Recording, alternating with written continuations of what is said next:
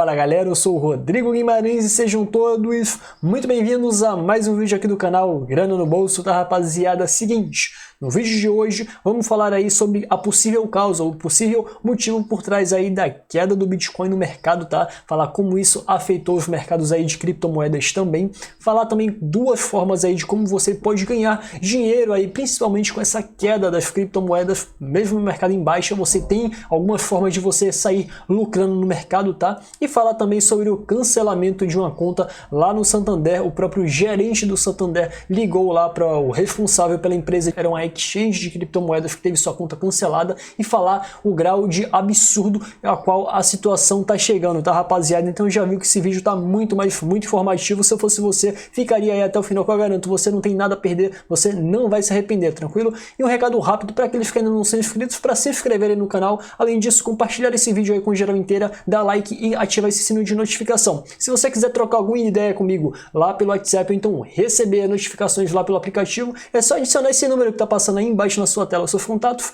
e me mandar um oi, tranquilo? Recado dado, agora vamos comentar aqui o principal fator, o principal motivo por trás da queda do preço do Bitcoin durante o dia de ontem, tá rapaziada? Que assustou aí muitas pessoas, tá? As pessoas que logo compraram Bitcoin antes daquela queda começaram a ficar preocupados, mas calma que é assim mesmo. Se você assistiu meus vídeos anteriores comentando em relação a preço, eu já vinha falando de um certo tempo para cá que aquele período era um período de cautela, tá? Porque já vinha dando algumas altas e geralmente em qualquer tipo de mercado, seja ele de Bitcoin ou não, tudo que sobe desce, tudo que desce sobe, tá? Então eu já vinha prevendo, olha, poderia ter uma certa queda, uma certa correção. Claro que eu não esperava ter um tipo de queda tão forte quanto essa, tá? Mas vamos comentar aqui que teria levado esse tipo de queda. Segundo a exchange Deribit, que é sediada lá no Panamá, os caras até me mostraram aqui o gráfico, né, na hora da queda. Olha só a força que teve nessa queda, olha só o volume de negociação que houve nesse período.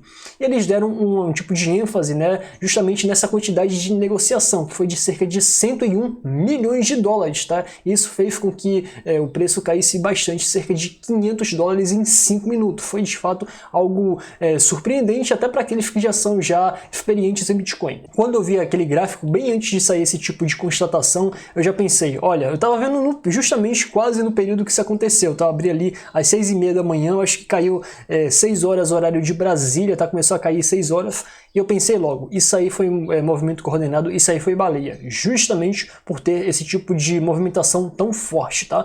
Porém, como o mercado aí não vive somente de pessimistas, de pessoas ali que não são, digamos assim, tão conhecedoras do mercado, já tem algumas pessoas, esses sim, tá? Que já são, digamos assim, mais intimamente ligados ao mercado, que tá vislumbrando uma oportunidade, tá? Vou comentar isso aqui mais pra frente do vídeo, isso aí é outro assunto. Então, somente retornando aqui sobre a causa desse problema, sim, tudo indica que teria sido ali um movimento de propósito, proposital, e claro, quem fez isso acabou lucrando bastante, tá? E pode observar, tá? Eu não vou abrir o gráfico aqui, mas se vocês observarem agora, na manhã de hoje o preço do Bitcoin chegou a cair um pouco mais do valor que está agora, que é mais ou menos 8.600 dólares, mas logo voltou para o patamar atual. Isso significa o quê? Que as baleias não querem o Bitcoin nem tão alto, pelo menos por agora, pelo menos a curto prazo, as baleias não querem um Bitcoin, digamos assim, mais alto do que 9.000 dólares, também nem mais baixo do que 8.500, tá? Então você vê que quando chega ali a testar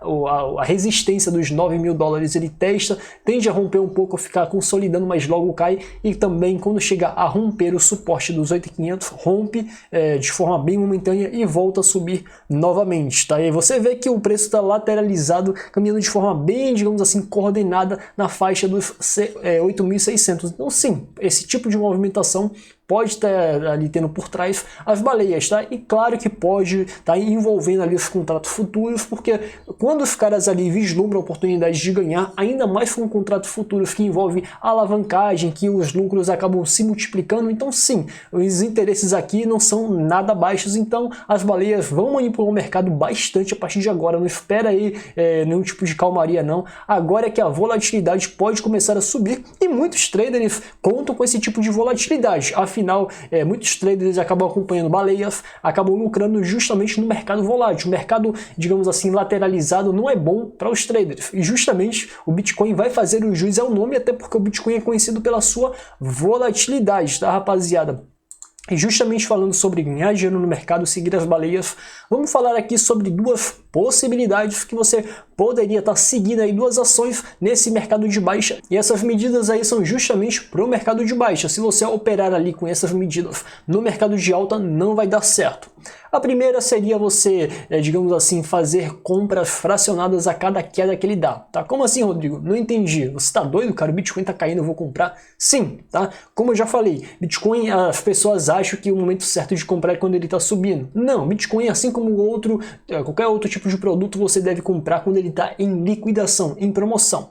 Então, vamos dizer que ele caiu lá próximo dos $9.000 para 8.500, 8.600. Teve gente que acabou fazendo várias compras, né, esperando justamente a valorização, a volta no caso, quando ele voltar aos $9.000 e acabar lucrando com a volta aí, caso ele retorne para o patamar dos $9.000. Claro que nada é 100% ali preciso, claro que ninguém garante que o Bitcoin vai voltar aí, quando ele vai voltar ao patamar dos $9.000, até porque em qualquer tipo de mercado de ativo que seja de renda variável, ninguém pode dar nenhum tipo de certeza. Então, é claro, um tipo de negociação que pode não dar certo, mas na maioria dos casos acaba sendo muito eficaz e muito lucrativa sim, tá? Essa seria a primeira medida, o primeiro tipo de ação que você, melhor dizendo, a primeira ação que você poderia tomar para tentar reverter um possível prejuízo que você supostamente teve, né? Caso você comprou lá próximo dos $9.000, é importante você não vender aquele tipo de quantia que você comprou, tá?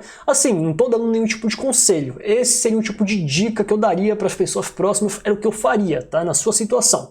Mas, assim, você vende ou compra com o que você quiser, afinal, quem vai estar lá na frente do computador é você e não eu, tá? Mas numa situação, digamos assim, análoga, um tipo assim de recomendação que eu daria a uma pessoa, se eu pudesse dar, era que você não deve vender, caso você tenha comprado ali próximo da alta, né, antes de cair, porque possa ser que ele volte de novo, você recupere esse prejuízo.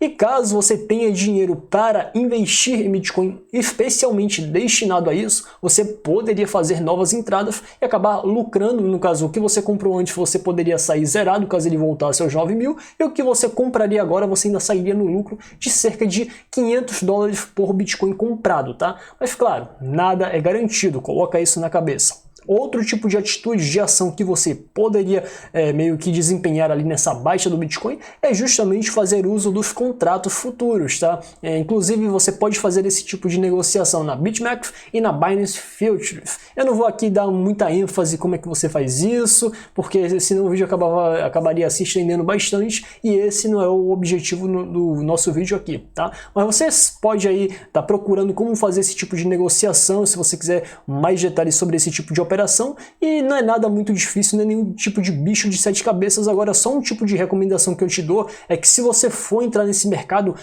você tem que ter um tipo de habilidade um pouco maior, não é para qualquer um. Se você é um iniciante, não vai nessa de mercado futuros, que você pode acabar tendo seu saldo liquidado. Eu não tô brincando não, tô falando sério, viu? Gente já é experiente que quebrou a cabeça, tá? Quebrou a cara fazendo esse tipo de operação. Então, muito cuidado. Pode ser lucrativo? Muito lucrativo sim. Teve gente aí que coloca uma quantia, multiplica por 10, mas não é todo mundo que consegue isso e nem em toda situação que você vai poder fazer isso. Tá? Mas saindo dessa notícia aqui, vamos falar sobre o Santander avisar por telefone que iria cancelar a conta de uma corretora. Exatamente, a coisa está se tornando assim cada vez mais insustentável, cada vez mais absurda. Tá? Claro que eu não estou questionando o fato aqui da empresa, né, o Banco Santander, de ir lá e fechar a conta. Afinal, estando na propriedade privada dela, não rompendo nenhum tipo de cláusula, e se romper alguma cláusula contratual, ela paga a multa por rescisão, tá? A questão é essa. Sim, ela tem a liberdade de fazer esse tipo de fechamento, afinal a conta está ali na propriedade privada dela. Porém, isso não afasta aqui a minha indignação perante esse tipo de situação de boicote que vem sendo amplamente realizada ali por vários bancos. Inclusive, esse tipo de corretor aqui já tinha sofrido esse mesmo tipo de atitude no Banco do Brasil, ele já não tem mais conta no Banco do Brasil, e agora com o Santander. E pasmem em relação a um detalhe que o próprio gerente do Santander queria fazer, tá? O cara do Santander falou por telefone que a conta conta seria encerrada automaticamente, só que vocês sabem que a empresa, a exchange, teria fundos, teria quantia nessa conta, então se a conta fosse encerrada e a quantia que está nessa conta iria diretamente para o Santander, isso seria configurado no mínimo um furto. E aí sim, aí a coisa começa a ficar bem grave e nesse ponto aí seria um extrapolo do Santander. Porém, ao ser questionado sobre esse tipo de quantia, né, que teria ficado lá, quantia remanescente, o gerente voltou atrás e deu um prazo aí de até o dia 7 de fevereiro para haver ali o saque dessa quantia. Ou seja, a exchange, a corretora vai enviar uma pessoa responsável, né, representando a exchange para fazer ali a transferência daquela quantia remanescente que ficou na conta e assinar ali, digamos assim, o documento que vai dar fim à conta, o contrato, melhor dizendo, entre essa corretora e a exchange, tá, rapaziada? E aí, muitos dos meus inscritos podem estar pensando, não, mas isso aí acontece com corretora, isso não vai acontecer nunca com pessoa física.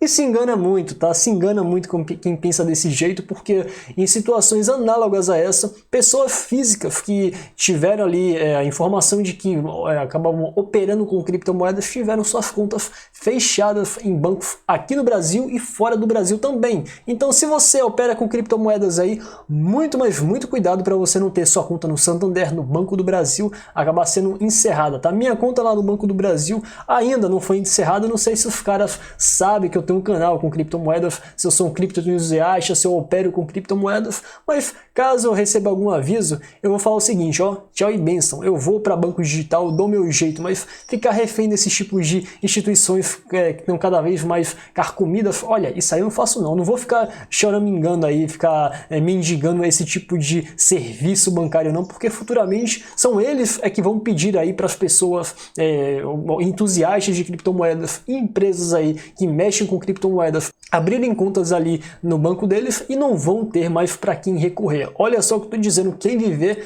vai ver esse tipo de situação e vai falar, bem, de fato, o cara lá do canal Grana no Bolso avisou. Eu espero que esse tipo de situação não esteja muito longe, porque quem com ferro fere será ferido e essa situação aqui não vai ser diferente, tá? Pois é, galera, por hoje é só, espero que vocês tenham gostado do vídeo aqui, tá? E nos vemos na próxima.